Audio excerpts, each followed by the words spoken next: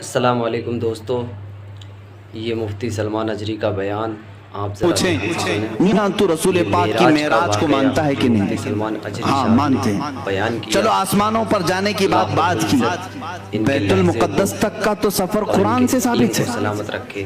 سبحان الذی اسرا بعبدہ لیلا من المسجد الحرام الى المسجد الاقصی، مسجد اقصی تک کا سفر قرآن سے ثابت ہے۔ اتنا تو مانتے ہو۔ مسجد اقصی میں کیا ہوا تھا؟ مسجد اقصی میں کیا ہوا تھا؟ سنی مسلمانوں سب جانتے ہو۔ رسول پاک نے سارے نبیوں کی امامت کی تھی۔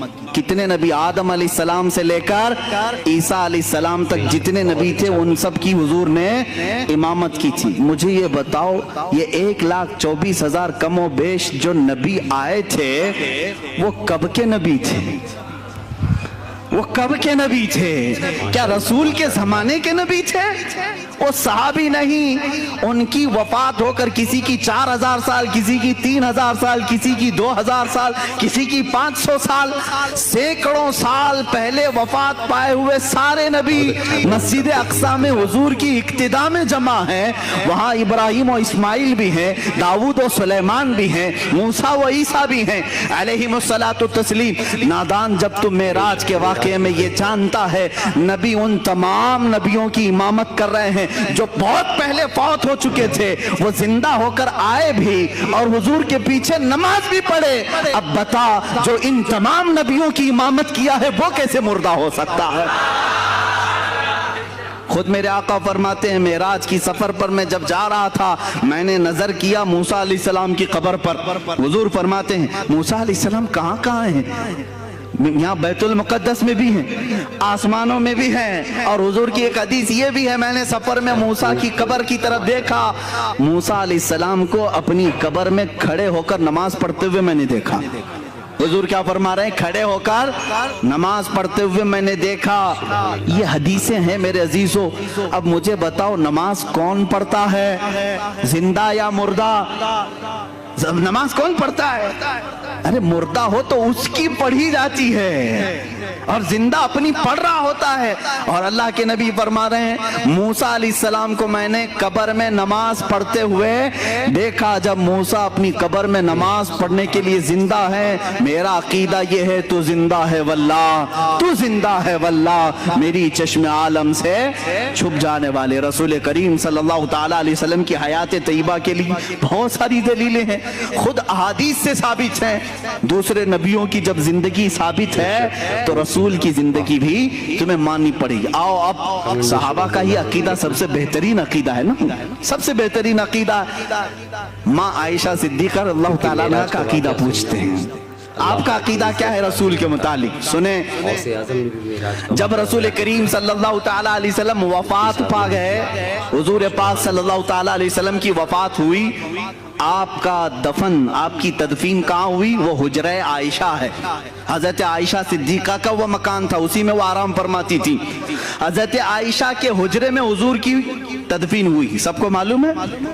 حضرت عائشہ صدیقہ کے پاس ہی چابی رہتی تھی۔ حضرت عائشہ کمرہ کھولتی تھیں، کمرے کے اندر جاتی تھیں، صفائی کرتی تھیں۔ چند سالوں کے بعد حضرت ابوبکر صدیق کا وصال ہوا۔ حضرت ابوبکر صدیق بھی کہاں دفن ہوئے؟ رسول پاک صلی اللہ علیہ وسلم۔ ان کی بھی تدفین کا انداز بھی یہ ہے، انہوں نے وصیت کی تھی میرا جنازہ حجرے کے سامنے رکھ دینا، اگر رسول سے اجازت ملے تو دفن کرنا۔ 2.5 سال کے بعد وفات ہوئی، حضور کی وفات کے 2.5 سال کے بعد۔ کوئی صحابی یہ نہیں پوچھ رہا حضرت ابوبکر سے اجازت ہم کیسے لیں گے، وہ تو قبر میں ہے، کسی نے پوچھا نہیں۔ حضرت ابوبکر نے وصیت کی، سب نے کہا ہاں پوچھ لیں گے۔ اس کا مطلب ہے ان کا عقیدہ تھا رسول۔ دیکھو میرے عزیزو، اور ہوا بھی ہے کہ ان کی قبر کو حضور کے پہلو میں رکھا گیا۔ حضرت عائشہ کے کون ہیں؟ حضرت ابوبکر والد ہیں نا، حضرت ابوبکر صدیق حضرت عائشہ کے باپ ہیں، والد ہیں، اور حضور صلی اللہ علیہ وسلم ان کے کیا ہیں؟ شوہر ہیں۔ حضور حضرت عائشہ کے کیا ہیں؟ شوہر ہیں۔ دونوں بھی محرم ہیں، دونوں محرم ہیں۔ حضرت عائشہ صدیقہ فرماتی جب حضرت عمر دفن ہوئے تو اب وہ اس حجرے میں جانا بند کر دیتی، اب صفائی کے لیے نہیں جاتی تھی۔ جب تک حضرت ابوبکر اور حضور صلی اللہ علیہ وسلم تھے حضرت عائشہ اس حجرے میں جاتی تھی۔ उस हुजरे में जाती। जब हजरत उमर उसमें दफन हो गए, आपने चाबी दूसरे के हाथ में दे दी और वहां नहीं जाने लगी। किसी ने पूछा, अम्मा आप पहले जाती थी अंदर हुजरे में, अब क्यों नहीं जाती? कहती हैं रसूल मेरे महरम थे, अबू बकर मेरे महरम थे, उमर मेरे लिए गैर महरम है, मैं उनसे पर्दा करने के लिए नहीं जाती।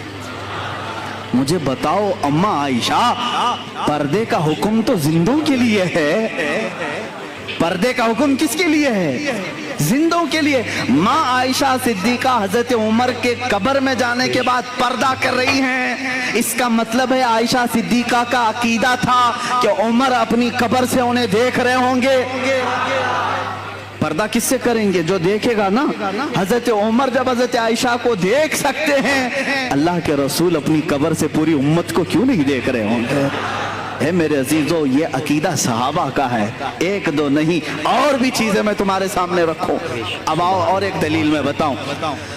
हम और आप मर जाएं, हमारी बीवियां इद्दत गुजारने के बाद दूसरे से निकाह कर सकती हैं, है कि नहीं कर सकती? किसी औरत का शोहर इंतकाल कर गया, मर गया, तो इद्दत गुजारे 4 महीना 10 दिन, उसके बाद दूसरे से चाहे तो वो निकाह कर सकती है, इस्लाम ने इजाजत दी।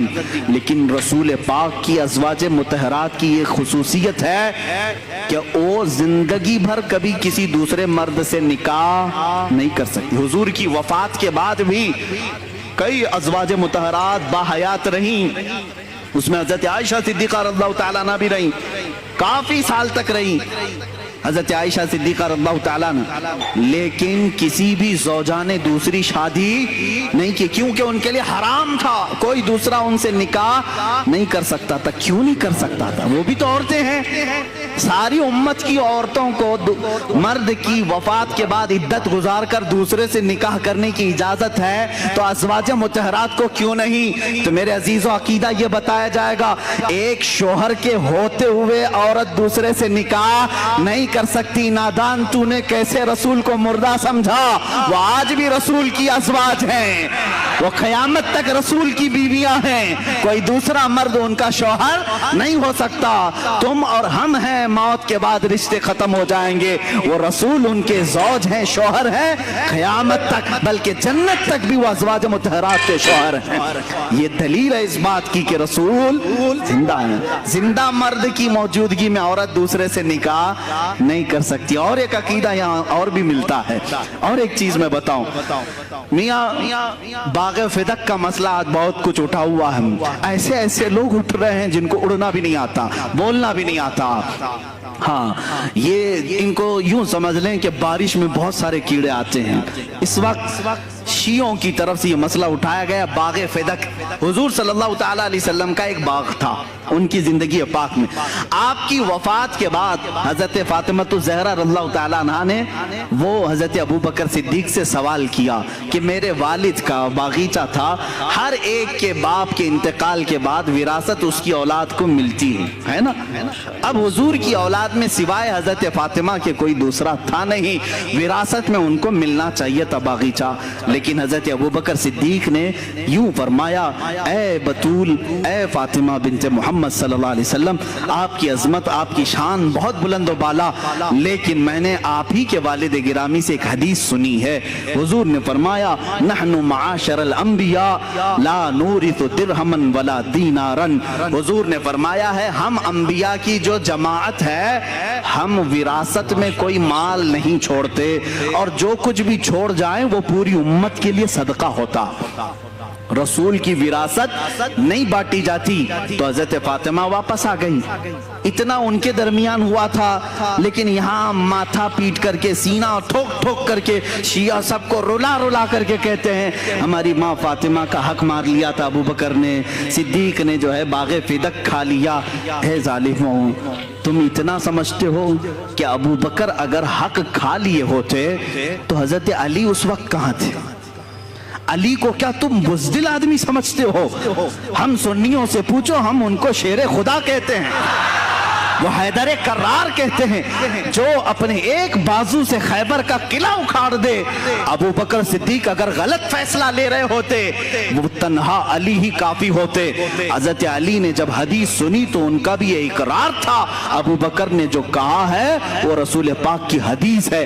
اگر غلط فیصلہ ابو بکر کر رہے ہوتے تو حضرت فاطمہ کا حق وہ لے کر کے رہتے. حضرت علی کا خاموش رہنا اس بات کی علامت ہے کہ صدیق اکبر رضی اللہ تعالیٰ عنہ نے جو فرمایا وہ غلط نہیں تھا. اب یہاں ہم یہ نہیں کہیں گے بعض یہ معاملات نکلے حضرت ابو بکر خطا پر تھے کہ حضرت فاطمہ خطا پر تھی. نادانو تم ہوتے کون ہو ان دونوں کے درمیان خطا نہ